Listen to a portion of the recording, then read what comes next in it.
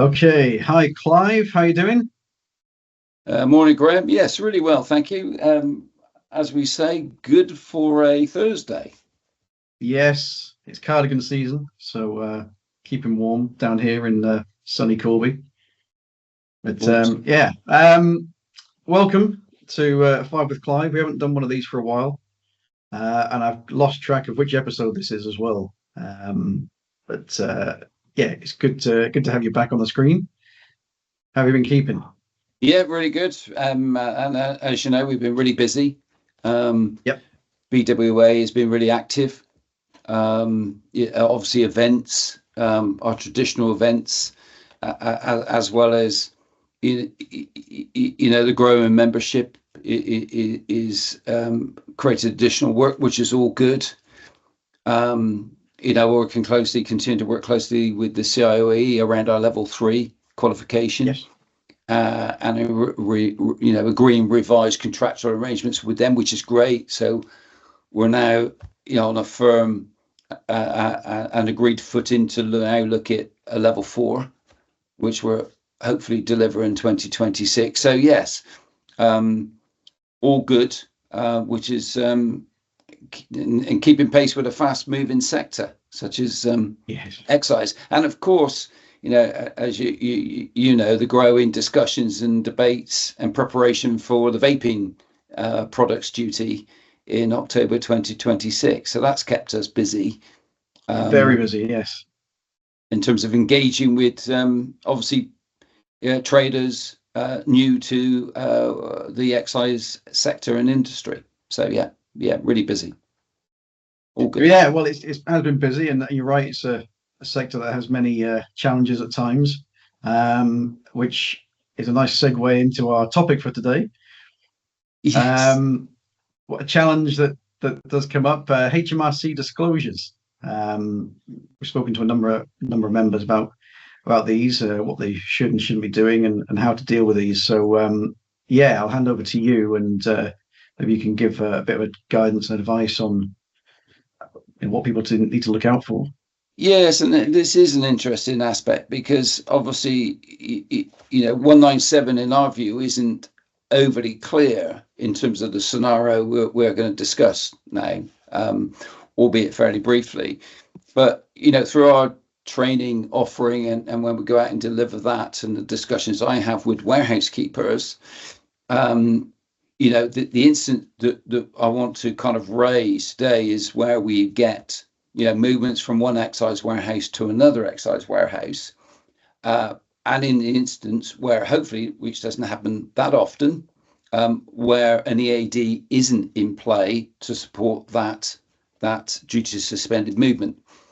Now, 197 is very clear in terms of other scenarios around imports, exports, and where there's a regularity in a duty suspended movement, and HMRC ultimately define or dictate that the movement guarantor is usually the responsible entity, although they can, as we know, apply joint and several liability to various kind of scenarios and irregularities. But specifically around clause 6.4 in 197, where Yep. we have movement of goods, and this has been come up in discussion with one or two members, and they've sought our guidance in terms of remedy in these particular instances, is that when you look at that clause, it does say that where there is no supporting arc, where you cannot secure an arc from a consignor, is that those goods are deemed to be no longer in duty suspension. Therefore, they cannot be brought into your excise warehouse. They're effectively now outside of that and handled as duty paid goods. 6.4 requires us to notify the EMCS help desk as excise duty is due. Now, in other parts of 197, HMRC clearly state that they will be raising assessments for irregularities. They do not state that in 6.4. So our No. guidance has been in discussions, and this is not an instruction, but it's been guidance, is that to protect the revenue, is to is to effectively do an unprompted disclosure to HMRC via EMCS, potentially, and to make a duty payment as HMRC stipulate excise duty is due. Now, from our perspective, we see that as being proactive. It falls in line with 197. We are complying with the requirements.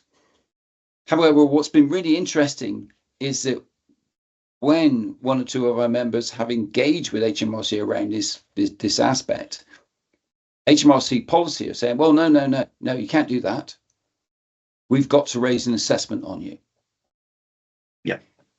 And that's the point. Really, I just want to make members potentially aware around the lack of consistency, let's say, in terms of HMRC's approach on this.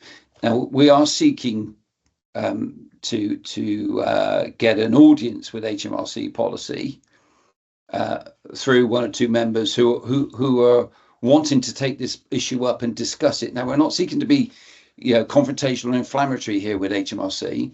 We want to work collaboratively and in partnership with HMRC to find an appropriate resolution or clear guidance from HMRC in terms of what the approach should be.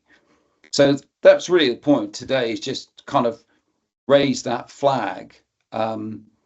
We're keen that obviously duty points should be, kept to a minimum, and the focus should be on compliance and making sure you've got robust process procedures, the right systems in place, the right knowledge in place, to not inadvertently create duty points, and only create them when you intend to do so.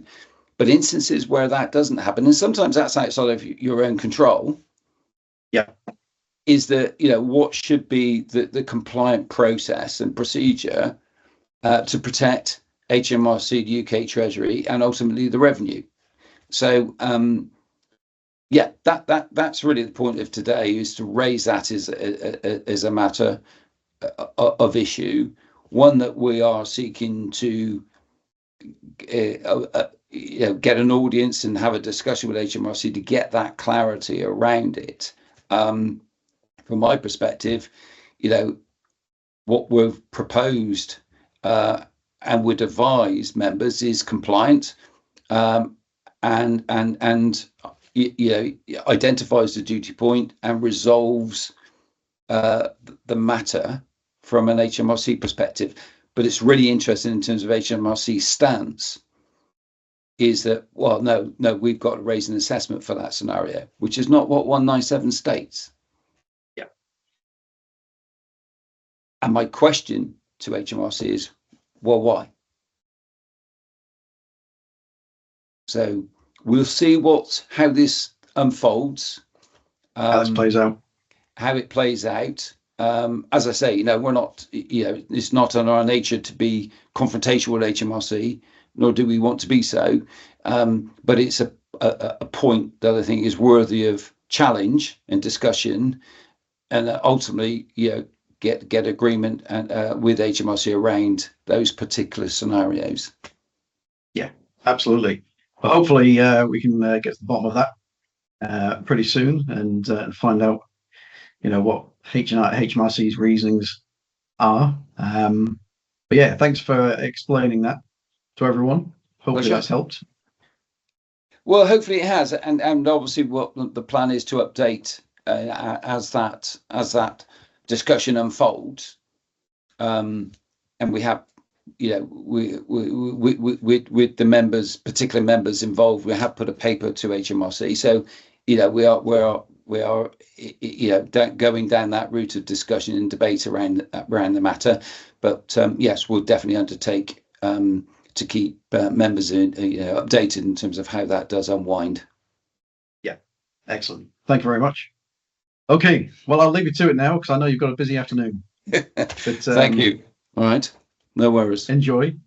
No worries. I'll see you on the next one. And if not, probably see you in a meeting in the future, or alternatively at the Christmas lunch, which is coming up. Yeah, on the 12th of December. I just thought I'd do a shameless plug there for the event, which is nearly sold out, to be honest. Well, I was going to say, make the point actually that tickets are going fast. So yeah, from my perspective, it'd be great to see as many members there as we can. But yes, the tickets are going quickly. So yeah, we do urge people, if they want to be with us at the Merchants House in Glasgow, then please reach out to yourself. Yeah, absolutely. Okay, good. Right. Good. Thank you very much, Clive. Pleasure. And speak to you on soon. the next one. Yeah, Thank you. soon. All right, and you take care. Bye. Cheers. Bye-bye. Cheers, mate.